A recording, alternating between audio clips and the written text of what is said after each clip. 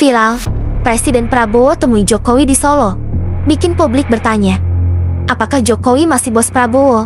Namun kali ini ada informasi orang dalam, bahwa ini berkaitan dengan judi online, di mana mantan Menkominfo Budi Ari, yang adalah orangnya Jokowi, diduga kuat terlibat dalam melindungi bandar judi raksasa. Mari kita simak saja lengkapnya. Kemarin tiba-tiba Pak Prabowo ke Solo, lalu nongkrong makan angkringan bareng Pak Jokowi. Ini kira-kira ada apa ya? Apa yang harus dibicarakan segitu pentingnya sampai harus ke Solo presidennya? Bukan Pak Jokowinya yang ke istana gitu.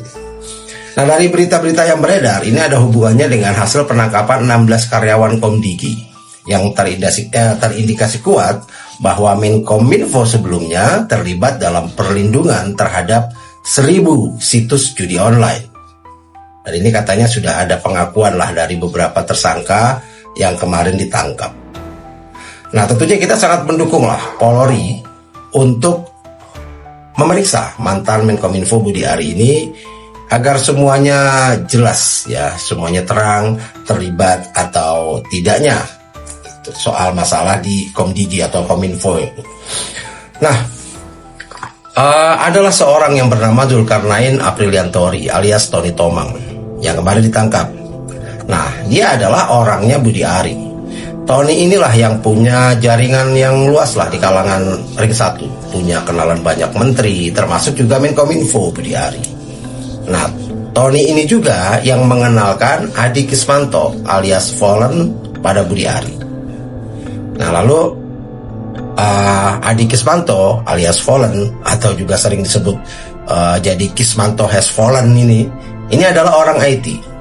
Nah, meskipun bukan ASN Kominfo, tapi karena dibawa oleh Tony ini, maka dia diberi kepercayaan oleh Budi Ari untuk mengelola mesin atau software crawling web-web judi online di Kominfo.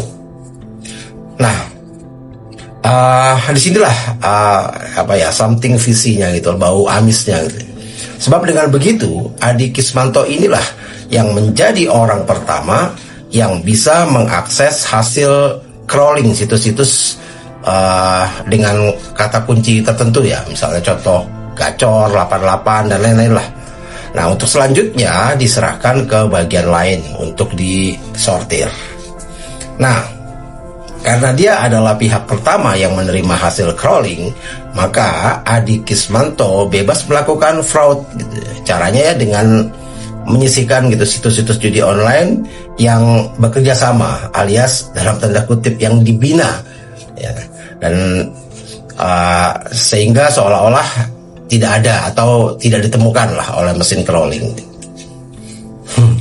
Nah, tentu saja Adi Kismanto ini tidak bisa lah bermain sendiri gitu, maka dia juga merekrut para ASN Kominfo gitu untuk mengamankan situs-situs judi online milik bandar yang membayar agar tidak diblokir.